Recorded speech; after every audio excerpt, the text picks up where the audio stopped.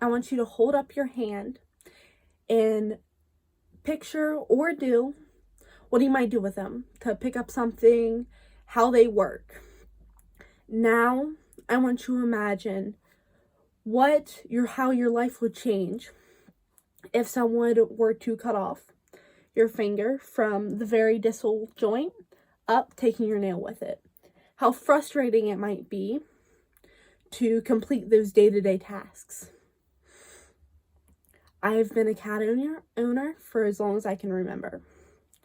And being so, I know the little ticks of a cat showing what mood they're in, or showing like their behaviors, and of course that annoying scratching instinct that they have. And I can proudly say that I will do whatever's best for my cat. Many cat owners have their claws removed to protect their homes. But doing this surgery, they don't realize what it's doing to their cat and the misfortunes that happens upon them. And it can all be saved with alternatives as well as their furniture. What are these detriments, you may ask? They will be answered when I tell you the process of the declawing, as well as what hurts the cats physically and mentally, and what we can do to help our future and existing feline friends from destroying our homes and our sanity.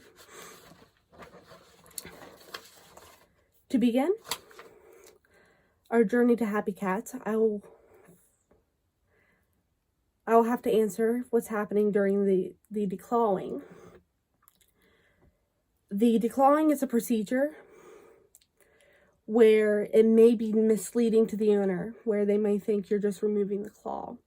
But according to the American Veterinary Medical Association, which is a large group of veterinary scientists who write articles over new veterinary practice as well as current veterinary practice for the public to read. According to them, they amputate all or part of the distal phalanges, which is this very last part right here. And if they don't get it all, the claw may regrow. But if they cut off too much of it, it deforms the paw and makes it hard for them to walk. They use different instruments to perform these tasks, such as scalpels or very sharp sterilized clippers, as well as surgical lasers. They want to remove the entire phalanx to ensure that the cat does not regrow the claw. As any surgery, this comes with many complications. According to Healer Chiang, a popular a writer for the popular BBC News for US and Canada, 55% of Americans find declawing their cats is okay. Again, according to the American Veterinary Medical Association, declawing, the procedure is very painful for cats. They know this because they raise in temperature as well as blood pressure and heart rate, and the cats will avoid trying to walk on their paws or just don't walk at all. They found that 31% of cats hemorrhage within 13 days of the surgery, which I find to be very high. And paralysis and lameness in the limbs can occur after surgery, as well as many infections or necrosis, which necrosis is just when the tissue is completely dead and there's nothing you can do to revive it. Declawing the cat also causes emotional distress to them because they're not able to scratch, which in scratching their bodies allows them to stretch out and release any stress from within. They found that 12% of cats within their study showed a more aggressive behavior after becoming declawed. Now that we know declawing does to our kitties, what are some alternatives? that we can use in our homes. There are a great variety of alternatives that we can use to keep our felines happy and prevent their scratching behavior. According to the National Humane Society, which is an organization who fights for animal rights, says that you can use anything like a scratching post, or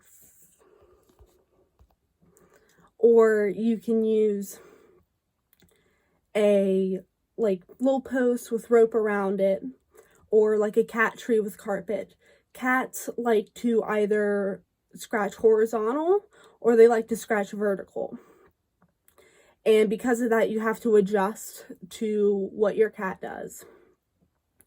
And you train your cat to, instead of going towards the furniture or going towards the carpet, to go towards these objects that you've made for them. And most people think that it's hard to train a cat, but it's all in reward. You will reward a cat if they scratch on their post. And there's a method from, I believe it was American Humane, which is another organization who fights for animal rights, that says you can place something sticky like tape over the areas that you don't want your cat to be scratching to deter them away from it. You can also trim your cat's claws to prevent any extra damage, and if you have a really lazy cat, then it also prevents them from damaging themselves when the cat claw grows and goes into the bed of the claw. You can also use little like gel caps, according to the ASPCA. And these you just kind of put over the claw and glue it down like what you would do with like a fake nail. And these are kind of fun because they make their claws all colorful and you can match your nails with them. You can find these anywhere, and well, in any pet store. I found mine at PetSmart, and you can find any supplies at a hardware store or a home store for building a cat tree, or you can find cat trees in pet stores.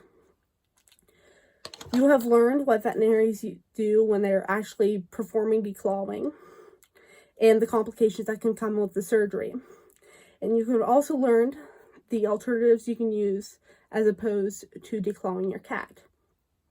Declawing your cat is not the only option you can use to save your home, and using these alternatives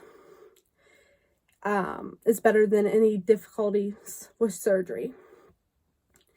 Those soft, fuzzy kitten paws play a big role in kitties' lives, as well as hiding their hidden daggers.